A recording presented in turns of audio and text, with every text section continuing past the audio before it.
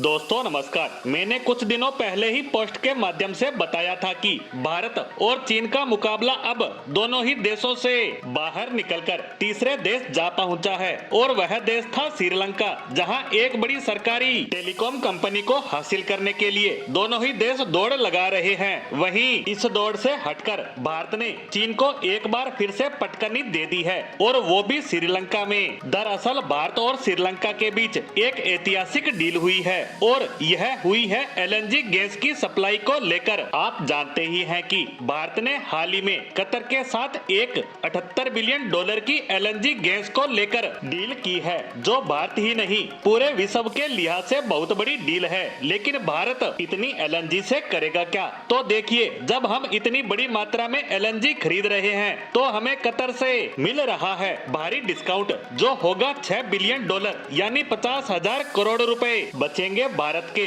और इसका फायदा भी भारत अब उठाएगा छोटे छोटे देशों को यह एलएनजी गैस बेचकर। दरअसल हमने श्रीलंका के साथ एक डील की है जिसके तहत हम उन्हें हर साल लगभग 3,50,000 टन एलएनजी गैस सप्लाई करेंगे, यानी कि 550 टन प्रतिदिन, और इसके लिए भारत से रोजाना 50 से ज्यादा बड़े बड़े कंटेनर श्रीलंका भेजे जाएंगे। और ऐसी डील दोनों ही देशों में पहले से चलती आ रही है। पहले हम कच्चे तेल को रिफाइन करके श्रीलंका बेचते थे, क्योंकि श्रीलंका इतना बड़ा देश नहीं है कि वह इस सब प्रोसेस को अपने यहाँ कर सके, इसीलिए वह हमसे पेट्रोल और डीजल खरीदता है। लेकिन उनके ज्यादातर बंदरगाह जहाँ इनका माल पहुँचता है वह इतने डेवलप नहीं थे, इसीलिए हमें छोटी छोटी शिप से ये माल भेजना पड़ता था, जिनमें खर्चा बहुत आता था, जिसके कारण ये सब प्रोडक्ट काफी महंगे पड़ते थे। लेकिन हमें चीन का धन्यवाद करना चाहिए, क्योंकि चाइना ने पिछले 10 से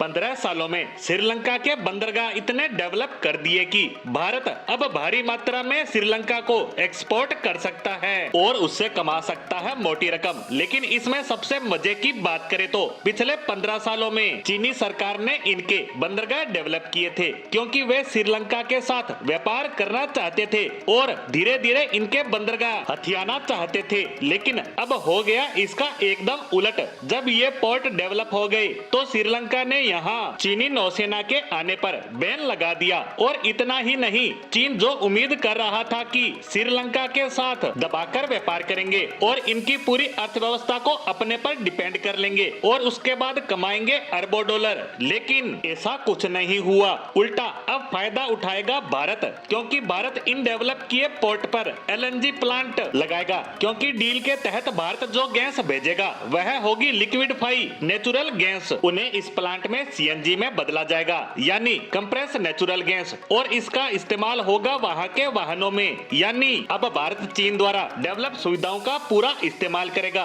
अरबों डॉलर कमाएगा और चीन देखने के अलावा कुछ नहीं कर पाएगा। इसी के साथ भारत और चीन से जुड़ी इस डील पर हमारी आज की पोस्ट को यहीं विराम देते हैं। धन्यवाद।